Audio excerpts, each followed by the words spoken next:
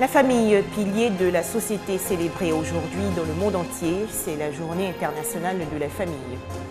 Feu Félix Houphouët-Boigny et Feu Cheikh Anta Diop, deux vies exemplaires pour édifier les jeunes. Une conférence publique sur les deux hommes s'est ouverte récemment au CERAP. Enfin, au Burundi, le président Pierre Nkurunziza a réintégré aujourd'hui son palais à Bujumbura. Des chefs putschistes ont été arrêtés.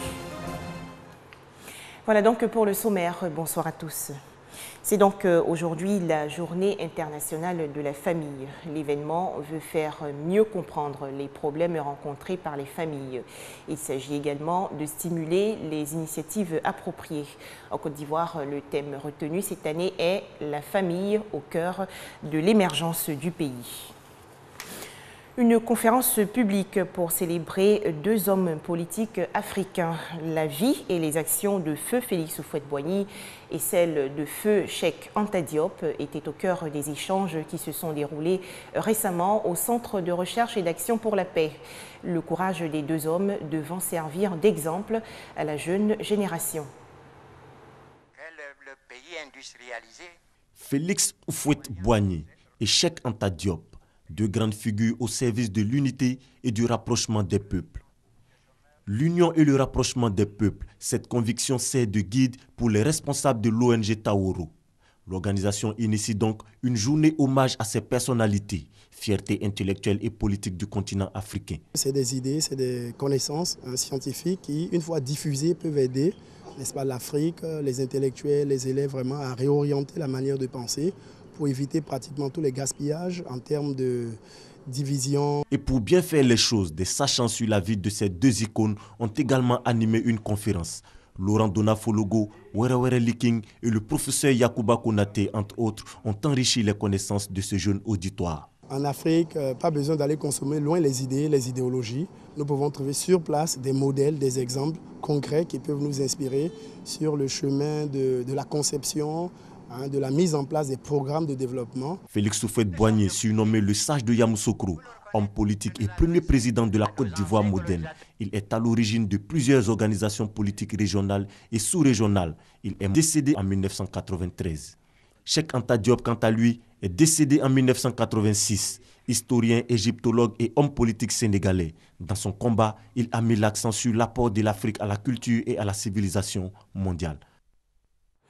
Un reportage de Guillaume Zéré et Moussa Konaté. Direction à présent le nord du pays, plus précisément la ville de Ouangolo-Dougou. Les populations étaient récemment en fête. La raison, l'inauguration de la cantine scolaire du lycée moderne Alassane Ouattara de Ouangolo-Dougou. La communauté éducative de Ouangolo-Dougou est en fête. Personnel enseignant, parents d'élèves et élèves de la ville célèbrent l'ouverture solennelle de la cantine scolaire du lycée moderne Alassane Ouattara. Cette cantine offerte est la contribution d'un cadre de la localité qui s'associe à la vision du chef de l'État qui œuvre pour le retour de l'excellence à l'école. Toute chose nécessaire si les élèves peuvent apprendre sans souci de se restaurer. L'ouverture de cette cantine est pour nous une joie immense. Elle permettra à de nombreux enfants d'étudier dans de meilleures conditions afin de nous produire de bons résultats. La mise en service de la cantine est saluée par les élèves et les responsables du lycée moderne Alassane Ouattara de Ouangolo-Dougou. Une cantine scolaire est pour une école ce que représente le fumier pour la plante. C'est pourquoi, par ma modeste voix, les élèves du lycée moderne Alassane Ouattara de Ouangolo-Dougou voudraient vous dire merci. Oui, merci Papa Drissa pour cet énième acte de générosité. À cette cérémonie à laquelle a pris part l'ensemble du corps préfectoral du département, les élus, chefs traditionnels et religieux, Traoré Drissa, le parrain, a remis plusieurs dons en vivres et non-vivres. Pour apporter son soutien à cette action, le directeur général du port autonome d'Abidjan, Yensié, a fait remettre 500 000 francs CFA en espèces et des dons en nature à la communauté éducative de Ouangolo-Dougou. C'était un reportage de Kader Sogodogo de RTI Bouaké. Une nouvelle présidente pour l'association des femmes musulmanes de la commune d'Adjamé. Adja Aminata Diomandé Koulibaly a été investie récemment. L'AFEMSI vise entre autres à promouvoir les activités de la femme musulmane.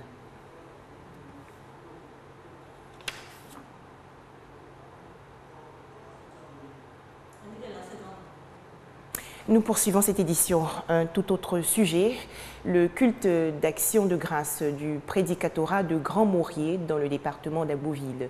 Il s'agit pour cette année 2015 de prier pour le bon déroulement de la présidentielle d'octobre prochain en Côte d'Ivoire. La communauté ariste de Grand Maurier à Tobrouk a inscrit en première ligne de ses activités d'évangélisation la réconciliation entre ses frères et sœurs des églises de base, mais également avec toutes les communautés des autres confessions religieuses. Elle a prié surtout pour le retour de la stabilité en Côte d'Ivoire. La cérémonie a réuni des représentants de 13 villages de la sous-préfecture ainsi que des cadres pour ce grand rassemblement dédié à la paix en Côte d'Ivoire. Le prédicateur supérieur du prédicatorat de Grand Maurier a invité ses fidèles à l'union et à vivre des paroles de Dieu. Une grande procession à travers les principales artères du village, des séances de prière particulières et des baptêmes ont mis fin à la cérémonie. Un commentaire de Thérèse Yoboué. Religion toujours. L'église des Assemblées de Dieu de Williamsville, dans la commune d'Adjamé, a célébré la consécration des collaborateurs du pasteur principal Francis Cépé. Tout de suite, les temps forts de la cérémonie. Jour de gloire pour le Seigneur, mais aussi jour de responsabilité et d'engagement pour des serviteurs de Dieu. 10 anciens, 20 diacres, 20 diaconesses ont dit oui pour accompagner le pasteur principal Francis Cépé dans son ministère à la tête de l'église au tabernacle des bénédictions. Le pasteur a besoin d'être aidé par des personnes à qui il fait confiance. Et pour travailler de façon officielle avec ces personnes, on fait une cérémonie de consécration. Le processus de consécration s'est déroulé en plusieurs phases. L'appel des nominés, la lecture des 10 engagements, la remise des certificats et des lettres de nomination et la prière de consécration exécutée par tous les pasteurs présents. Selon le pasteur Francis Cépé, le choix des collaborateurs d'un serviteur de Dieu est un acte qui a une signification biblique. C'est de répondre au conseil avisé donné à Moïse par Jéthro, son beau-père, qui lui disait « Tu ne peux pas travailler seul. Choisis parmi le peuple des personnes capables. Partage avec elles ta charge. » Outre la solidarité du pasteur venu de tous les districts d'Abidjan, des personnalités administratives ont honoré la cérémonie de leur présence. On faisait le point avec Abou Sanogo. Revenons, si vous le voulez bien, sur l'investiture de la nouvelle présidente de l'Association des femmes musulmanes de la commune d'Adjamé. Adja Aminata Diomandé Koulibaly a été investie récemment. L'AFEMSI vise entre autres à promouvoir les activités de la femme musulmane. Pour redynamiser leur association, les femmes musulmanes d'Adjamé-Williamsville portent leur choix sur Adja Diomandé Koulibaly pour un mandat de 5 ans. Dans sa future tâche, plusieurs défis pointent à l'horizon. Pour les relever, elle souhaite compter sur le dynamisme de toutes les femmes. Je prie Dieu qu'il me donne longue vie, me prête encore longue vie pour que, et l'union avec l'ensemble de toute la communauté, pour que je puisse vraiment ensemble avec eux faire des projets pour lui-même, Allah. Ce que je vais demander à ma communauté, si je déraille, qu'il me rattrape pour me mettre sur la voie de l'islam. Militante engagée dans les associations islamiques, Adja Diomandé Koulibaly, secrétaire de direction à la retraite, est mariée et mère de 15 enfants. Une femme accomplie donc. L'Association des femmes musulmanes de Côte d'Ivoire existe depuis 1993. Elle vise la promotion de la femme musulmane sous l'encadrement spirituel de l'imam. Des précisions de Moussa Konaté. L'avenir du Mali se joue aujourd'hui à travers la signature à Bamako de l'accord de paix dit d'Alger. Cependant, une grande absente, la coordination des mouvements de l'Azawad, le rassemblement des principaux groupes armés arabes et touaregs du Nord Mali, exige de nouvelles discussions avec Bamako avant toute signature définitive. À noter également que le président de la République, Alassane Ouattara, a pris part à la cérémonie de signature de l'accord pour la paix et la réconciliation au Mali. Le chef de l'État ivoirien regagne Abidjan ce soir. Alassane Ouattara va entamer à partir du 20 mai prochain une visite d'État dans le district du Denguélé.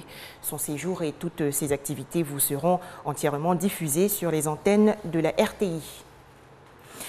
Boko Haram frappe à nouveau au Nigeria. Au moins 55 civils ont été tués dans des attaques menées par le groupe islamiste dans 2 villages du nord-est du pays.